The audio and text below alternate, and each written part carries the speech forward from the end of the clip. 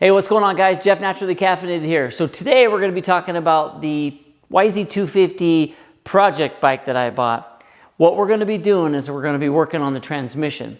So just a quick background, I bought this 2004 bike, but it came with a 2000 YZ250 engine in it. And I have the 2004 engine split apart back here on the bench here. And it must have detonated at some point, got destroyed, and so I've had to work on the case halves and some other things. But for today's video, we're going to be talking about going from a motocross transmission to a woods bike or a hard enduro bike type transmission, which would be a wide ratio. So you might be asking, what's the difference between a motocross close ratio transmission and an enduro wide ratio transmission? Well, for motocross, it's close ratio, the gears are a lot shorter. On an enduro bike, the gearing is a lot taller. So for this particular bike, I picked up from Yamaha 3rd, 4th, and 5th gears that are a lot taller. So what that will do for you is it'll allow you to go a lot faster when you're in an open area, like a single track or a desert, and you need to rip and you want to shift through 3rd, 4th, and 5th. And I know in the enduro world, you're usually in 1st, 2nd, sometimes 3rd gear, but I want to make this an all-purpose bike for woods riding, single track, hard enduro, and this is one aspect of that build. So for today's video, I'm going to show you how to pull the transmission, the main shaft and the counter shaft apart, and how to lay it out properly so you don't get confused, because there are some very specific things you need to do for the transmission when you're putting it back together to make sure it goes back together safely and that you don't have any issues after you've built the bike. Okay, so I'm going to give you some tips and tricks and we're going to get started. Okay, I've got the engine pulled out of the 04 YZ250. Turns out that this engine that I pulled out of the bike was actually a model year 2000. When I bought the bike, it was in there, it was running barely. I got it running and it ran fine, except for I didn't have 5th gear. And in pulling this out, hopefully we'll discover why I didn't have 5th gear. When you shifted to 5th, it felt like it was in neutral. It wouldn't pull. So I have already rebuilt the 04 engine. It had some case half damage. I put a new wrench rabbit kit in it. Full rebuild. I actually did the wide ratio transmission in that bike, and I had footage of that to show you, but it's all corrupt, so I don't have that footage anymore. So what I'm going to do today is take the transmission out. I'll show you how to take it apart, and then when you buy the wide ratio transmission kit, it is basically just the reverse of taking it apart, and we'll get to that. So let me see if I can get this transmission out of here.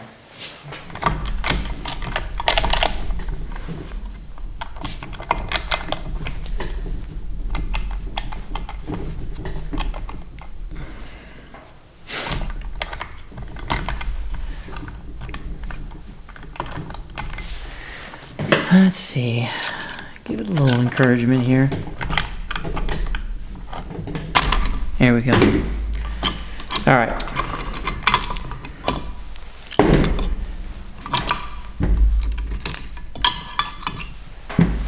Oh yeah, look at that. Already you can see that for one of the shift forks, the center shift fork is blown out here, and I did see some metal pieces in the other case half. So this is definitely part of my issue. I don't know if that it's all of the issue, but all right, let's get this counter shaft out.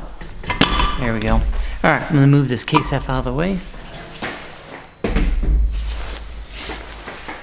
Okay, so let me set this up for you. All right, so once again, there are your 3 shift forks. Here's the shift drum, and then the main shaft, and then the counter shaft. Just looking here real close. Shift drum looks like it's in decent shape. Oh yeah, look at that. So on the center shift fork, there's a bunch of, it's been ground down right here. It was rubbing really hard, and that is a really rough surface there. So that's part of the problem as well.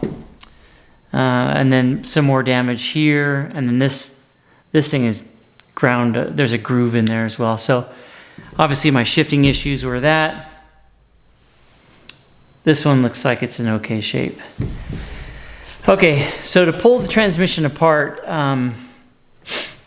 really you just need some snap ring pliers. But let me just go through some of these gears with you. So they call this the fifth wheel, third wheel, and fourth wheel. And then this is the fourth pinion, third pinion, and fifth pinion. And so we're going to pull these apart here. And I'm going to start with, let me just start with the counter shaft here. And then get my, I just picked up these Tusk snap ring pliers. I had some from Harbor Freight, but they just, the tips were just not good at all. This is going to do the job. So, all right. So before we get to pulling everything apart here, you got to understand that when you pull the gears off and the snap rings off and the washers off, they go in a very specific order. For example, when you take it apart, you want to lay out your parts as if when you put it back on, it would just go right back into place. For example, I'll pull this gear off here. I'm going to lay it flat just like that, so that when I assemble it, it'll go right back into place like that. All right, so we'll pull this guy off. And then right here we've got a snap ring.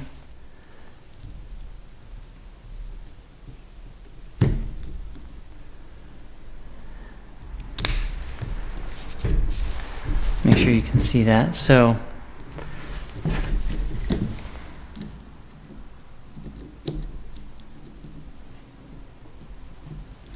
all right, there we go.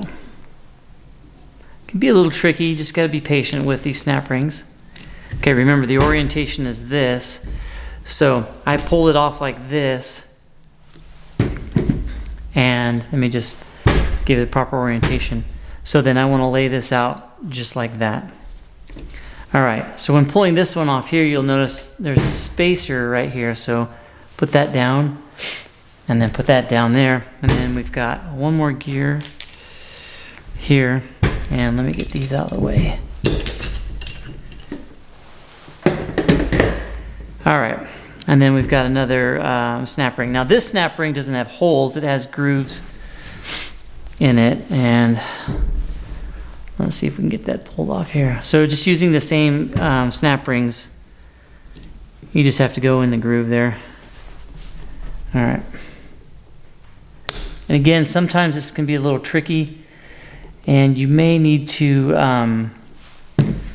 maybe if I flip these over, it might be a little bit better. It gets closer to the shaft there. You're gonna have to, in some cases, you may need to grab like a flathead and then work the back side of it while pulling off the snap ring. Here we go. Again, here's the orientation. So I'm gonna pull that off there. And then we'll, yeah, one more spacer there. Pull that off there, and then the last gear. All right. So that's the counter shaft. It's pretty basic. Really, like I said, flat blade screwdriver, and then your snap rings. All right, now let's move on to the main shaft here. So again, we're gonna pull this off in the proper orientation. So just remember which orientation you're at when you're pulling this stuff off. So, all right. Now, in this particular case, we're going to start at this end here with another one of those snap rings that do not have. This one actually has one hole, and then the opposite end is just the notch, which I'm not sure exactly why they do that, but I'm sure there's a very specific reason for it.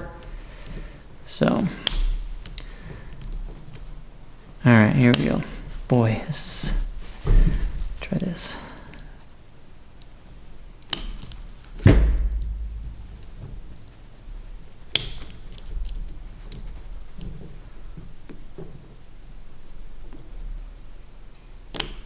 There we go. All right, so I'm gonna lay that flat there. Lay that flat there. That one there. All right, so this one actually has a collar. You just keep those together. The a washer. All right, now we've got another snap ring here.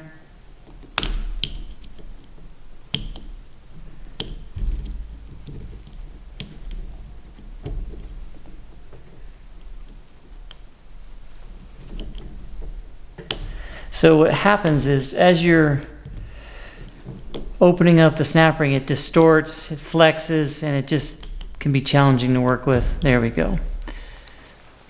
All right. One more snap ring to go here.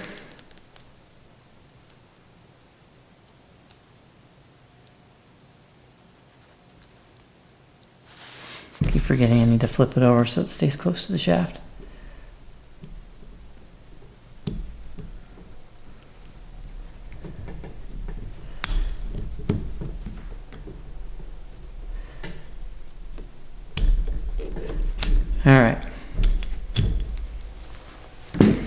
All right, there's another washer in here.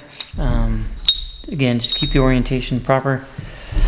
All right, now this is first gear, and it's part of the main shaft, so that stays on there. All right, we've got it all apart now. When you get your new gears from Rocky Mountain ATV, Yamaha, wherever you get them from, you'll have new snap rings, you'll have your new gears, and then you'll have new washers as well. And then really all you have to do is take your new parts and line them up with the old parts and just start replacing them. For example, if I got a new gear here, I'll put the old one up there, put the new one here, and then the same with the washer, the snap ring, and so forth. So it's pretty simple. And then just make sure you put a new O-ring on this counter shaft as well. That does not come in the kit. It's about $350 from Rocky Mountain ATV, but making the wide ratio transmission, it's great. So it gives you that ability to do desert riding or some cross-country racing. The gears are a little bit taller on 3rd, 4th, and 5th. Okay, so that's basically it. And if you have any questions, make sure you leave them in the comments, or if you have any comments in general, let me know your thoughts. I really appreciate the feedback I'm getting on some of these builds and some of these projects that I'm working on. So, all right, thanks.